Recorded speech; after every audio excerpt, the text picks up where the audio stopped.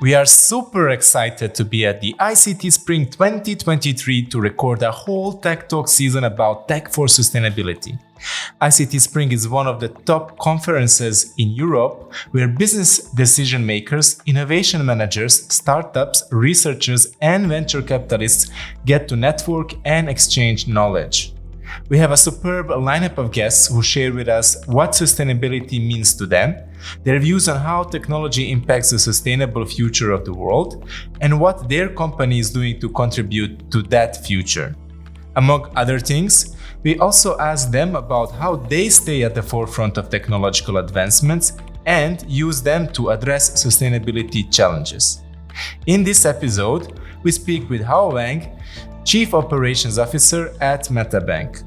Are you excited as we are? So let's jump right into it.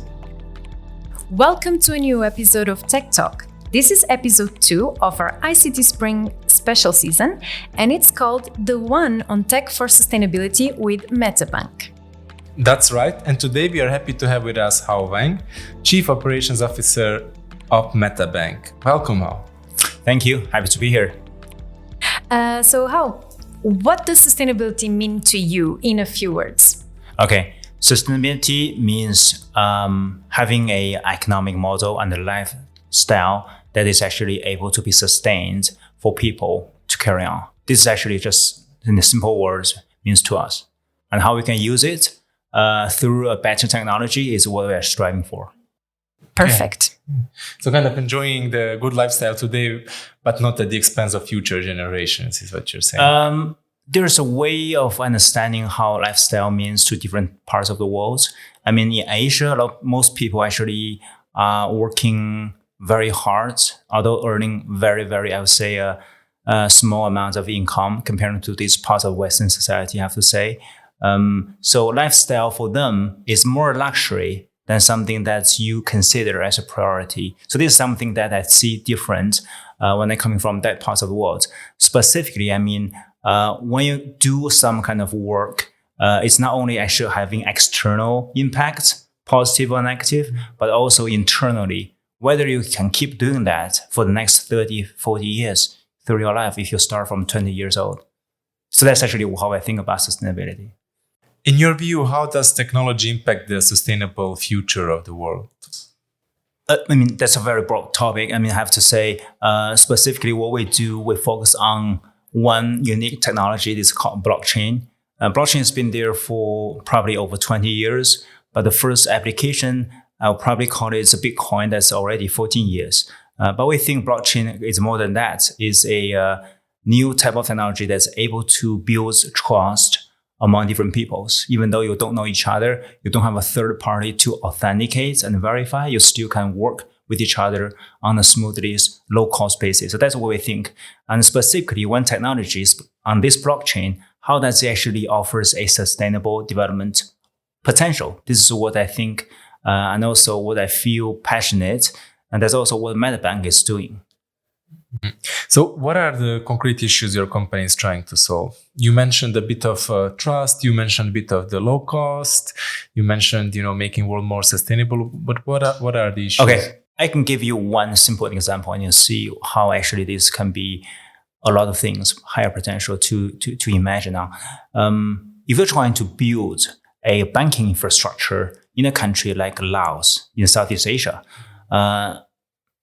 if you use the technology that is used by main banks, like, for example, HSBCs or maybe BNP Paribas, you're talking about hundreds of $millions to invest over the 3 to 5 years to actually just build a banking infrastructure. For a country like Laos, 50% of people are not giving any financial access. They just don't even realize there's something other than just cash they can use. So what is the fintech is trying to do in the last 10 years? They bring that cost from $100 million probably to tens of millions, or even probably 5 to 10 million able to be done, probably in 1 to 3 years. Mobile banking can be shorter, probably 18 months or so. So that's kind of things we see a big improvement, but it's still not as, I would say, affordable for a country as Laos. So what we think blockchain can do, we're talking about even a fraction of that, from $500,000 to $1 million, and actually can start within 3 to 6 months. at least. So what actually technology here offers a very, I would say, a unique advantage to bring the initial cost at a very low hurdle. So that actually can be applied to not only countries like Laos, Africa, Latin America. Many countries actually don't have the resources like China, Japan, US do, can adopt that. That's one of the things that we think these people should deserve at least. And trust mechanism is one of the key things that's actually inherent in the blockchain technology, able to do this. Right. So improving access basically to financial products for large parts That's of the right. world. Financial inclusion is number one. Second, if you look at, if you include in the financial system, what else can you do? You need to use money to buy or sell or do business, right?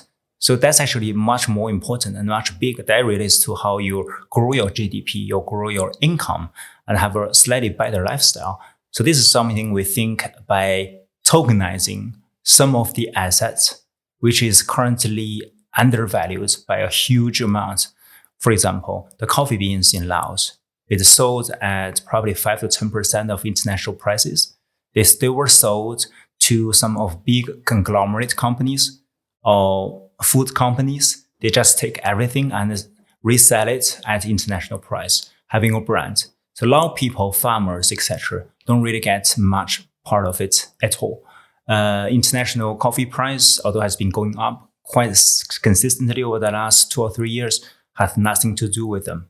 So this is something that we think by tokenizing some of these assets, just coffee bean is one of the examples, there's a lot, can help and dramatically improve the lives of these people. That's very interesting. What are some of the challenges, or what are the biggest challenges you face in trying to bring this inclusion?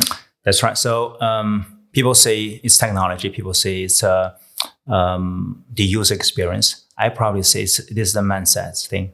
So a lot of things where we're trying to work specifically, as in MetaBank, we work with the governments. So governments has to buy into this concept. Luckily, Laos is a country that is in a kind of urgency and necessity to do so. It's not like, let's say, for example, UK or US, they can wait, right? They still got a lot of things working on, already efficient, right? It's working and they have too much to lose. So in this part of the world, it's actually not easy to convince them, even though they understand technology better. They have better, I would say, understanding and more talent. But for Laos, it's something that they need it and need it right now. So education is part of the things that we've been also on the MetaBanks alone. We are doing on a bi-weekly training with the government officials. If they generally accept it, this is something that is going to really, I think, be powerful to get the things. Technology, we are very confident. It's already mature and is there. So a lot of things got basically not adopted. It's not because of technology. It's because of perception. Yes. How do you ensure that your organization stays at the forefront of technological advancements and uses them to address those sustainability challenges? Okay. It's not easy. We can't really build everything in-house. So that's why we start with a concept and architecture that is open and modular. So what that means, we build some key infrastructure that's going to define the standards and the basic governance protocols. But anything else on the technology parts or application layers, we're more than happy to work with anyone inside.